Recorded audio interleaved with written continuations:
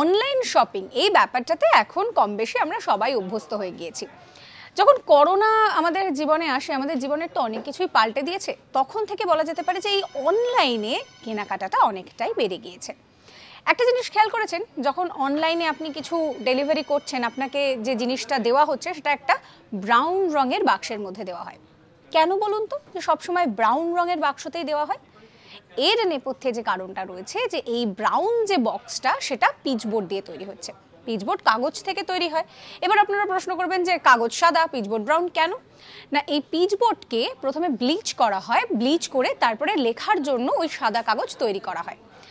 যেহেতু এই যে বাক্সগুলো তৈরি হচ্ছে, এই বাক্সগুলোতে ব্লিচ করা নেই, তাই জন্য এগুলোর রং কিন্তু বাদামি হয়।